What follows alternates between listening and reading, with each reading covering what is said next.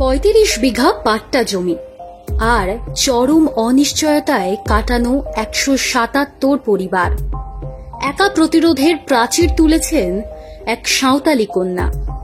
জমির সঙ্গে নিবিড় সম্পর্ক, আপাদমস্তক চাষি, মাটির খুব কাছাকাছি বাস। জমি চষতে কিংবা ধান রুইতে নিয়মিত দেখা যাবে তাকে।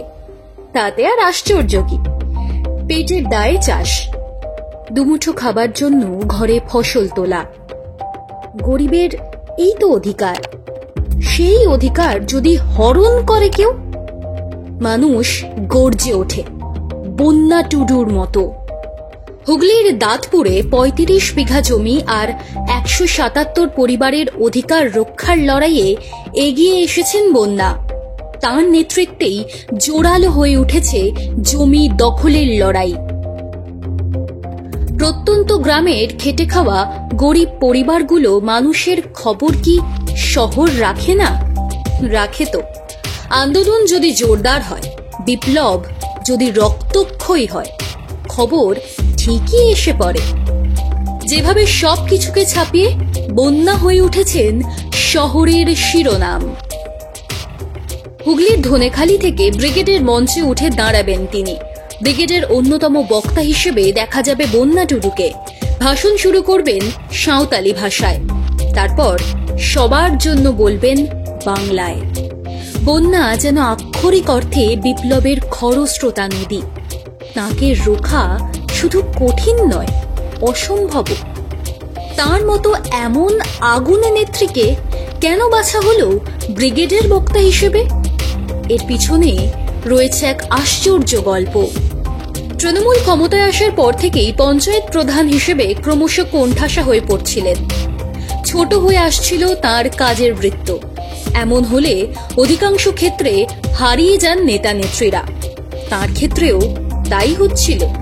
নিজের এলাকাতে সীমিত হয়ে পড়েছিল বন্যার যাবতীয় লড়াই।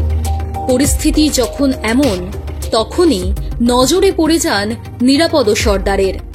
২০১৫ সালে রাজ্যে তৈরি হয় ক্ষেতমজুর সংগঠন। জেলায় জেলায় এমন কিছু নেতার সন্ধানে ছিলেন রাজ্য সম্পাদক, যারা আন্দোলনকে নেতৃত্ব দিতে পারবেন।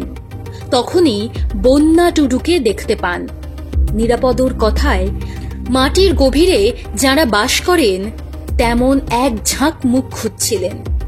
ক্ষেতমজুরদের যন্ত্রণার কথা যারা জানেন, হুগলির জন্য পেয়ে যান বন্যাকে। ২০১৭ সালে বন্যাকে রাজ্য কমিটিতে নিয়ে আসেন। নেতৃত্ব দেওয়ার সহজাত ক্ষমতা, সাধারণ মানুষের তাঁর প্রতি আস্থা বন্যাকে দ্রুত এগিয়ে দেয়। রাজ্য কমিটির সম্পাদক মণ্ডলীতে জায়গা করে নেন তিনি। নিরাপদও এই বন্যাকে আবার কেন্দ্রীয় কমিটিতেও নিয়ে যান। আর তাই সর্বভারতীয় পরিচিতিও পেয়ে গিয়েছেন বন্যা। গল্প ঘুরে যায় এখান থেকেই। ধনেখালি তো বটেই, পুরো হুগলিতেই ব্যাপক পরিচিতি বন্যার। ঠিক এই সময় এসে পড়ে দাঁতপুরের ঘটনা। ১৭৭ পরিবারের পাশে দাঁড়িয়ে পাট্টা জমি বেদখলের বিরুদ্ধে লড়াই শুরু করে দেন তিনি। ওই সময় ঠিক হয় বামেদের ৪টি সংগঠন মিলে ডাকবে নজিরবিহীন ব্রিগেড। নিয়ম অনুযায়ী ৪টি সংগঠনের ৪ সম্পাদক বক্তব্য রাখবেন ব্রিগেডে। কিন্তু দাঁতপুরের ঘটনাকে সামনে রেখে নিরাপদ সর্দার চেয়েছিলেন বন্যাও ব্রিগেডে রাখুন ভাষণ, যাতে সাধারণ মানুষ জানতে পারেন এক নেত্রীর কথা।